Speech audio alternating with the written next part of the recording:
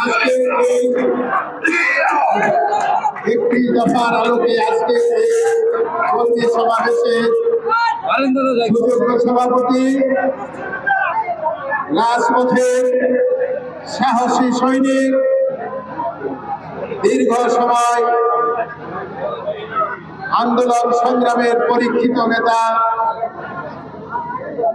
কালিয়াকৈর পৌর বিএনপির সাবেক ১ নম্বর যুগ্ম সম্পাদক জনাব সাইজুদ্দিন আহমেদ আজকের এই মঞ্চে বক্তব্য রেখেছেন।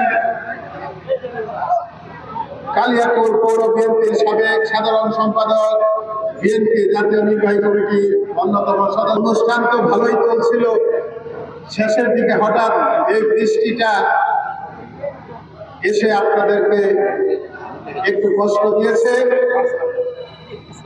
অনুষ্ঠানের সেই সৌন্দর্য আর এখন নাই বৃষ্টি হওয়ার কারণে।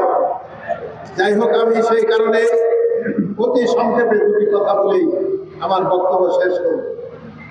ভাইয়ের আজকের এই অনুষ্ঠান ৩১ দফার আলোকে আলোচনা এবং তারই আলোকেই কর্মী সভা।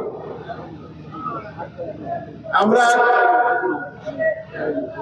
কালিয়াকৈরে ৩১ দফার আলোকে ইতিপূর্বে অনেকগুলো কর্মী সভা করেছি। আজকের এই কর্মী সভার গুরুত্ব একটু ভিন্ন রকম, কারণ এই ৩১ দফার আলোকে আগামীতে নির্বাচিত সরকার বাংলাদেশ জাতীয়তাবাদী দলকে যদি বাংলাদেশের জনগণ নির্বাচিত করে, তাহলে পরবর্তীতে এই দেশ কিভাবে চলবে, দেশের সার্বিক উন্নয়ন, মানুষের অধিকার প্রতিষ্ঠা, গণতন্ত্র প্রতিষ্ঠা এবং শক্তিশালীকরণ, দেশের শিক্ষা ব্যবস্থা, স্বাস্থ্য ব্যবস্থা সহ সার্বিক উন্নয়নের আলোকে আমাদের প্রিয় নেতা জনাব তারেক রহমান সাহেব এই ৩১ দফা ঘোষণা করেছেন। ইনশাআল্লাহ সেই আলোকে আগামীতে এই দেশের জনগণের ভোটে নির্বাচিত হয়ে বাংলাদেশ জাতীয়তাবাদী দল সরকার গঠন করবে এবং আমাদের প্রিয় নেতা বাংলাদেশের ১৮ কোটি মানুষের প্রাণের স্পন্দন,